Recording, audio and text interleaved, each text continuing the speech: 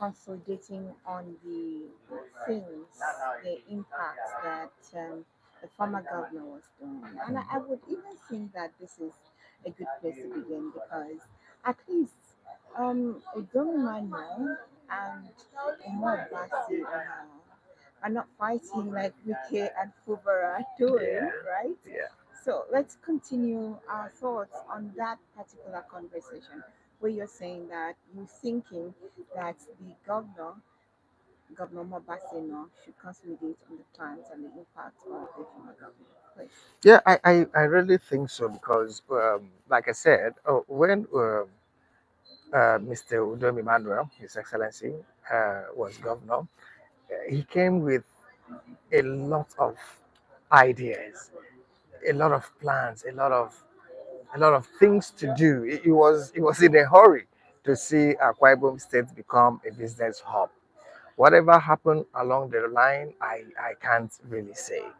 But when you look through the lists of the project he had at that very short time, you'll be amazed. But unfortunately, we don't know what happened to them, like the syringe, the flour mill, the revamping of the pickup plant, the coconut refinery, the car assembly plant, and several others. The what do you call it? The cocoa plantation. He had that. I don't know if you guys remember that there was a cocoa plantation. There was the tomato plantation, and all this. They were very beautiful ideas. But what was the strategy? Okay, to get them beyond just where it is. So whatever, like for instance, the coconut plantation. I think there was no strong engagement with the host communities. Hmm. Okay, that is why at the point he kind of complained um, that the community people witchcraft were eating. They were Did you not. find it funny? It was very funny that the governor would say But is that. that impossible? It's very impossible. I dare say so. You see, let's not go into that depth, right? Because as the governor of a state, you are above principalities. Okay, and everything you want to do as a leader, there is a point, even if it means for you to have engagement with engage with them, because leadership is about engagement. All right, stakeholders engagement. Yeah. If there was that stakeholders engagement and there is a buy-in, that would have worked. But a situation whereby you now say because you're a pastor or something you want to go and it can't. Is that what killed the coconut oil He industry? said so. He said so. I didn't. He said it is the witches that are not allow the coconut to grow. So if he that says so, who am I to come and say otherwise? But I say from a professional point of view that it was a lack of engagement. So if His Excellency Governor Moeno PhD would revisit that, it could actually create more jobs. Since it was a noble project, it should revisit because whatever is in that place is quite good money. Mm-hmm. You can't just It waste it. shouldn't be wasted. Do you get it? It cannot allow it The to be project wasted. had I potential. love what he's doing with the Tropicana. He's revamping it because in the end, it is a Akwa of state money.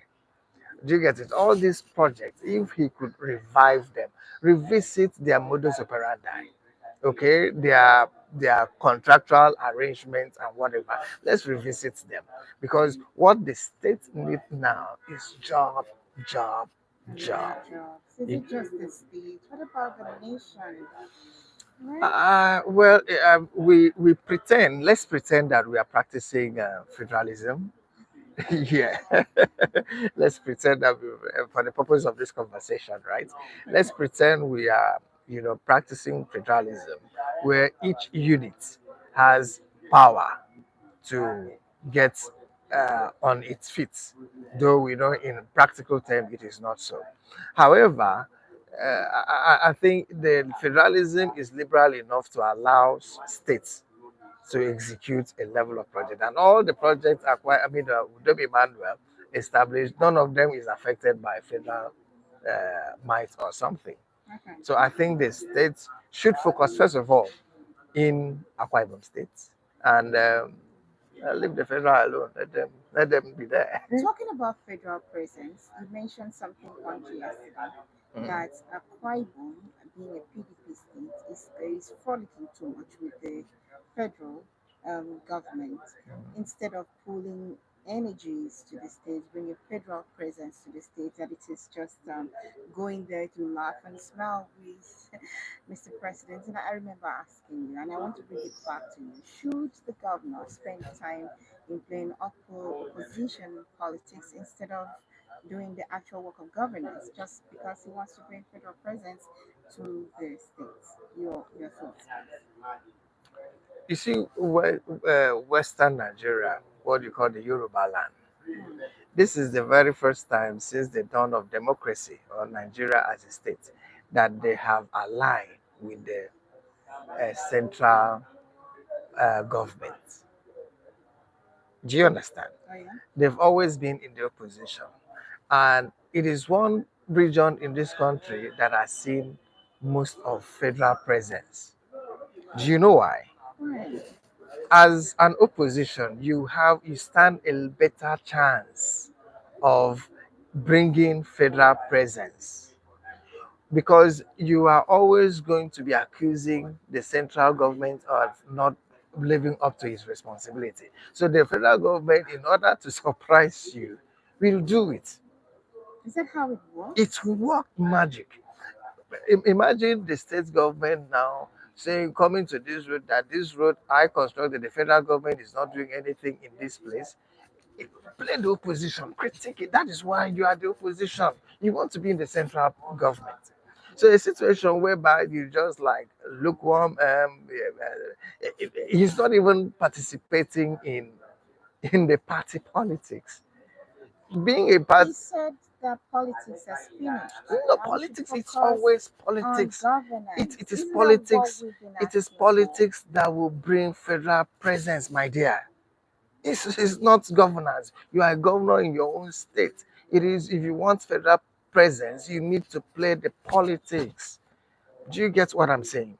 Because you have your location, right? What are you asking? What I I'm want a call to action. what I want in terms of politics, I want the state to be seen as an opposition state and drag federal presence. I don't see any federal presence in Akwa Ibom State. Look at Calabar to Road Mm. that have been there for donkey years. That is the only real road that links us to our sister state, and is nothing there. Okay, so it is only when you are deliberate with it. I am an opposite. You guys don't do this because we are a PDP. That is why you are not doing it. You need to play the opposition. Okay, don't allow the federal to see you like that's my boy. It's my boy. Can we come back to this conversation? There are two conversations, two burning conversations that Nigeria is dealing with: the state of emergency declared by the president in Rivers State, and also the issue of recalling of Natasha. Senator Natasha. Which one do you want to take on first? You wanna- Okay, do you really think that Senator Natasha will be called back, would be recalled by her people? Is that an end to see, really? Or is there some foul play? How do you think this will end? What do you really think about the whole Natasha versus Senator President situation?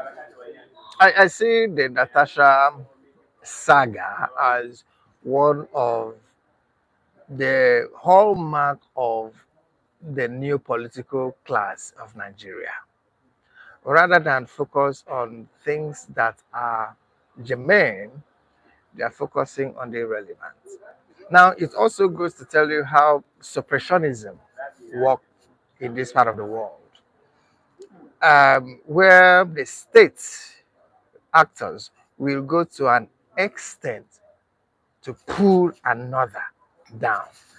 I saw the drama they call Recall, and then you out of 400 and over 400,000 votes, and within 3 days they said they have gotten over 200,000, from which people? Is it the one that we saw that they call some people to stay in the room and be doing something? You see, we are not just serious in this country. This continues to put us in a very, very bad light internationally.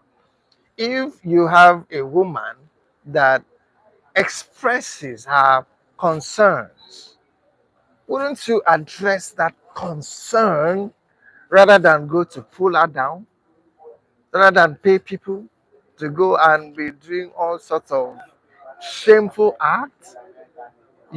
This is the very first time I'm seeing the demystification of governance. That's what I'm seeing here. Because these things that these guys are doing is too elementary. Even elementary self, nursery self, even mature person. You get it? It's to me the whole Natasha thing is a woman stands up. If you follow the entire drama, where are you going to fault this woman? She expressed herself as a senator, and you don't want to respect her, and then she brings an accusation. Instead of you to address that accusation, you are going to go and sponsor people, because that is actually why they keep these people poor anyway, so that anytime they call at them, they will respond. If the people that they have called are working somewhere, who will have time to go and do that? And this is the same senatorial district I have personally visited. And a lot of our people say 1,000 years' time, if there is a Natasha, they will vote. I went to do a project in our constituency, okay?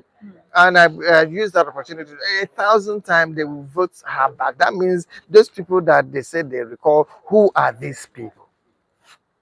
Who are these people? You get what I'm saying? So I'm thinking the Natasha saga is the greatest low in our political experience as a democracy. If you had a magic wand to switch things over to make things better, put us Mm. right back, what actions would you take? The- Let's say you were the Senate president and things has gone this far south. What would you do knowing that you are a major player in this particular game? Now, I think it's too late for for the Senate president. But if I were the Senate president at this point and allow this to go to this mile, I would have stooped low. I would have just surrendered myself to the investigative committee and step down. At least let me have that level of integrity. Step down as a Senate president. I'm not saying that you should live as a senator. Step down as a Senate president. Submit yourself to the committee and let us have a trans. If you don't have anything to hide, you get it, except you have something in your skeleton that you want to hide. But if you don't have anything to hide, why don't you submit yourself to the body for investigation, and let's have this issue sorted out. But a situation whereby you are sitting down there, you are not responding to issue and wishing the character in the whole mix, it calls for a lot of Questions. questions that something is amiss. All right, let's talk about the character of the woman in question, Natasha as a person.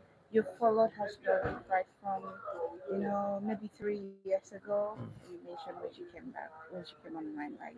What do you think about her person, her character? You know, Natasha.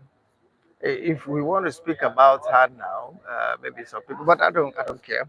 Natasha, I got to know her, following her a few years ago, so 4 years ago.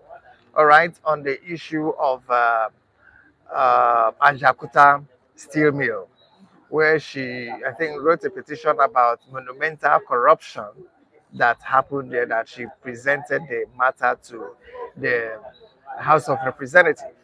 And in the process of presenting it on the floor, reporting that petition, there was this counter accusation that she came up with fake news by the, I think, Ministry, Federal Ministry of Solid Mineral, I don't know, but I think a ministry came up with.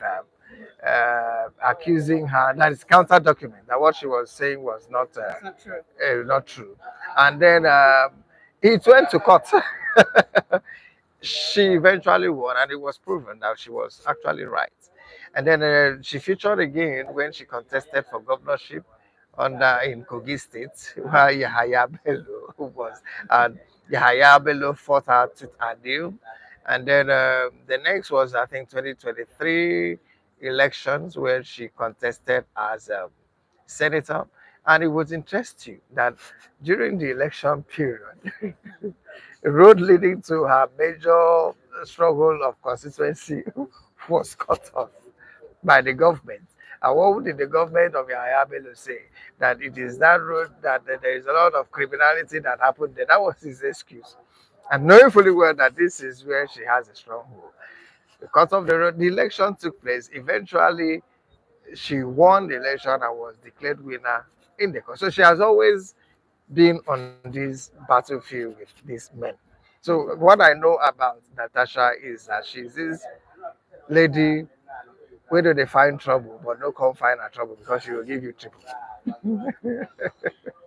How about the sexual harassment um, trail that keeps following her about? Mhm. Most Nigerians have a problem with the fact that, oh, she's accused someone before and it was not true, and she keeps going after high profile persons, that, and they would say that the Senate president is a recent victim. And it seems that this narrative is influencing how she is being perceived in the public, and maybe it's even marring her chances. I don't know what you think about this. I think the only person that has deliberately come up to say that he was accused of sexual harassment is Reno Omokri. And of course, I don't see any Nigerian that takes Radio Mokri seriously these days. Because Radio Mokri would say this today, and tomorrow you are seeing him say another thing. So, his story, I don't believe what he says. Okay, that is not to say that I am defending, Natasha. And then, you see, when she came up with the issue of sexual harassment, she didn't just start it, something led to it. Let us put this conversation in perspective according to what we saw, right? Because both of them have affirmed that they are close friends. Mm.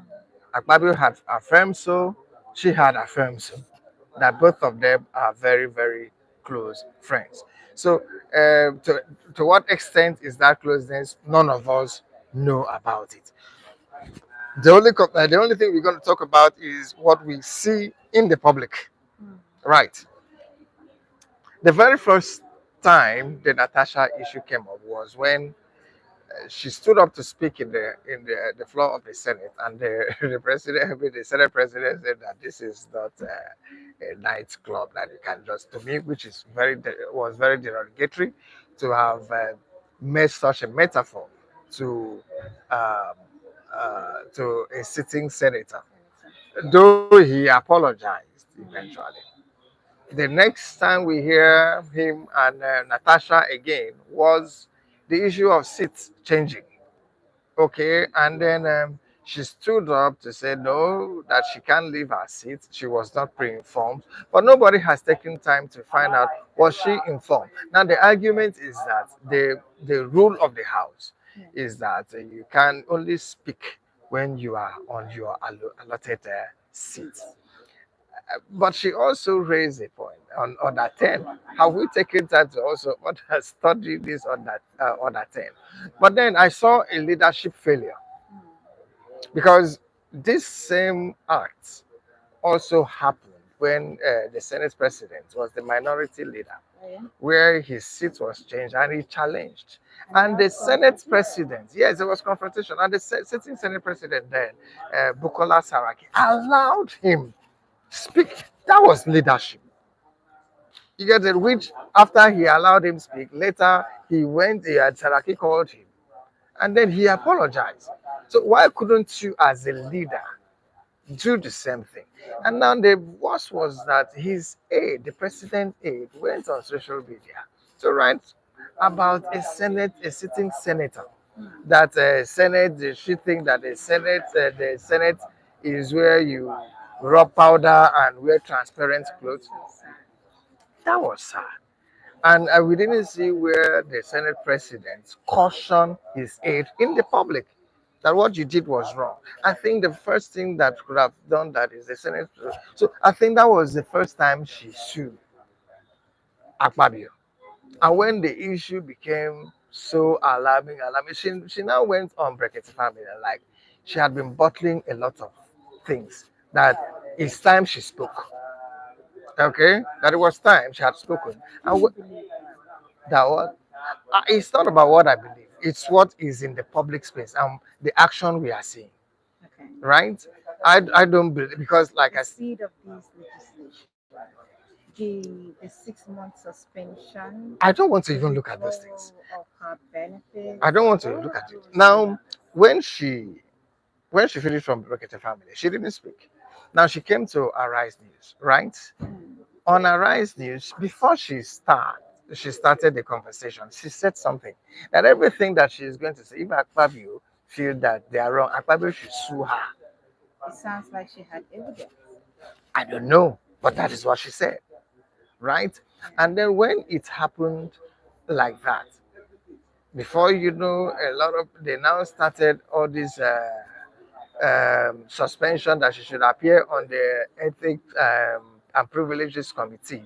Did you know what she said? She said she will appear on the if let Ethics and Privilege Committee be transmitted, Hmm.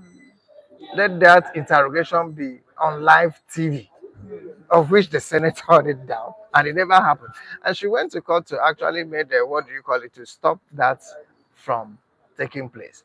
The Senate disobeyed the court order, right, and went ahead to suspend her. And then look at the magnitude of the suspension of a sitting senator.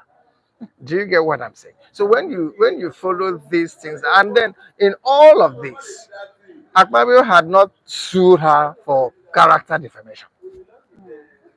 Akpabio had not taken time The to energy has respond been more on silencing on her. silencing her. Why don't you attack the Beg the issue? question.